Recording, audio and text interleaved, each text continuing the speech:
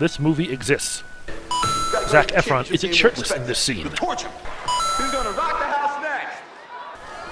Hey, I didn't ask to be in this stupid karaoke thingy.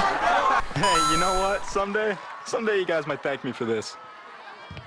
Yeah, thanks for giving us another cash cow franchise that had no right to exist. Troy and Gabriella, presumably never practiced this song before, somehow master the pitch of this song in a matter of seconds. Scene does not include a lap dance. Guys, Happy New Year. Yeah, it's gonna be a happy Wildcat New Year, man. With you leading us to infinity and beyond. Hey, he stole that line from Toy Story. Ashley Tisdale. Ryan's hat makes it look like he's wearing his undies on his head. Well, that was a short session. As Sharpay writes on the paper, her name takes up like 1/3 of the sign-up sheet, meaning less people can sign up. Sharpay is a Were you jerk. going to sign up too? Have any of these athletes ever heard of the idea of shaving their armpits? Or anything essential. Since when was this required in basketball training? Dude, I thought you were in the middle of a practice session, not some melodramatic crap. NBA professionals don't practice like this. This entire scene sucks. Yes, Miss Montez? Shouldn't the second equation read 16 over pi? I stand corrected. Sharpay uses the precursor of Bing. How come this school is composed of jocks, cheerleaders, musicians, and nerds, but not hipsters, goths, video gamers, anime fans, or any other types of people for that matter? This morning, during free period, will be your chance for the musicale auditions. It really bugs me how Darbus pronounces musical as musicale instead of musical. Disney musical turns into a game of Metal Gear Solid. According to this movie, you can be stealthy by hiding your face behind a mop.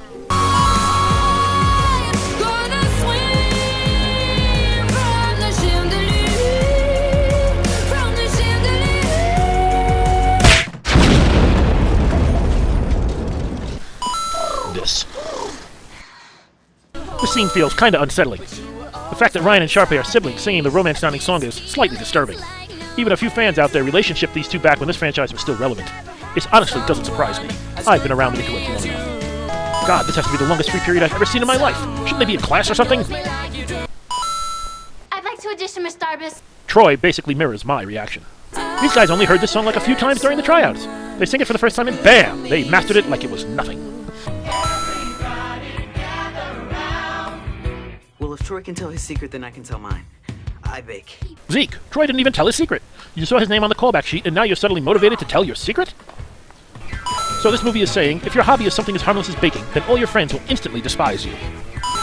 Now that people are telling their secrets, this movie is saying, if your skill or profession is something against the status quo, well screw you, we're calling you out by doing this stupid musical number. Chad and his friends are jerks to the following. This baker guy, this chubby girl who likes hip-hop, and this guy who plays the cello. Is anyone watching over these students? This entire movie is stupid. This is not what I want. This is not what I planned. And I just gotta say, I do not understand. Don't understand this either, Sharpay. Wait, why are Baker Boy, Hip-Hop Girl, and Cello Guy dancing with the people who called them out? I know this was an accident, but I'm glad Sharpay was humiliated. For once, this movie did something right, minus a sin. So now someone of the school personnel appears in the cafeteria.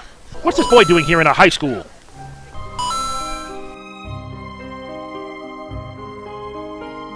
Out-of-place dramatic choir chanting song is out of place for this practice montage. Sharpay comes into the ladies' room to find Gabby. She makes a 180-degree turn, then looks to her left. She kicks down the stall door and views herself in the mirror. She then walks toward the exit and she didn't see Gabriella even though Gabby was right in front of her view when she was leaving. Sharpay is either too oblivious or Gabriella is a wizard. Regardless, this scene is still getting a ding. Main character must choose to either focus on his best friends or love interest cliché. I thought I told you kids to scram! Sam Nedler, class of '02, also known as Sammy Slamma Jamma. That nickname makes me cringe. Troy is dumb enough not to notice that his teammates are setting him up to say something that will piss off Gabriella. This is impossibly good quality for a webcam in the year 2006. This hallway is completely empty. I'm guessing the rest of the cast was on lunch break or something. Hallway is empty from the shot, but the second Gabriella walks around the camera, the hallway is suddenly populated again. In short, this transition is absurd. Gabriella, being tricked by her friends, already assumes that Troy knows that he said things that hurt her feelings. Troy is confused about this whole kerfuffle. Now Gabby plays this stupid invisible friend game. We essentially watch a conflict that ultimately fixes itself within 10 minutes. Gabriella, we were jerks. No, we were worse than jerks because we were mean jerks. You guys are not just worse than jerks, you guys are meatbags.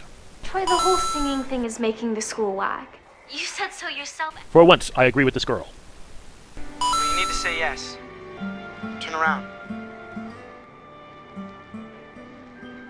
Damn, Troy's a fast climber. So, Troy climbs up to Gabriella's room and she acts like this is normal. I know this scene is supposed to be romantic, but this would be super creepy if this happened in real life. This could be the start of something new.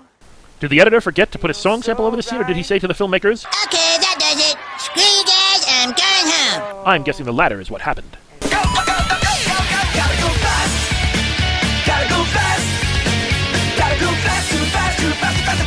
A pie cake. Great.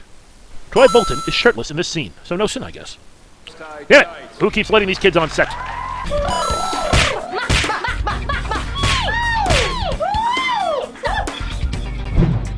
Remember that scene earlier where I said this whole bro sis duo dancing to a romantic song was kind of unpleasant, and how a few fans shipped those sibs? Well, this dance number takes that creepy sibling romance notion and takes it up to 11. And you know what? This song is actually catchy. This dance number would have been better if the filmmakers dropped the whole Sharpay and Ryan are sibs thing, made them boyfriend-girlfriend, and this number wouldn't be somewhat unsettling. Their plan all along was to sabotage the electrical system in the stadium, and to create a potion that produces an awful odor. This plan succeeds, both competitions are cancelled, and our main characters are able to run to the callbacks in time. Either this school's tech security is non-existent, or these kids are master hackers like that guy from Watch Dogs. Audience conveniently showing up is convenient. Did Kelsey tell the theater crew to set up the stage in advance for the duet? Because if she didn't, this wouldn't make sense like the rest of this movie. We're breaking free. Where did that drum beat come from? Did Kelsey hire a backup band or something? Ending is a bunch of dancing red shirt students. Wait. Since when do these students have the time to coordinate this complicated dance routine? Whenever I see these guys doing this squatting down move, I sometimes think they're having a hard time taking it up. Let's do a little recap, shall we? Troy and Gabriella meet each other at the New Year's Eve party, go to the same school the following week, and somehow join the tryouts.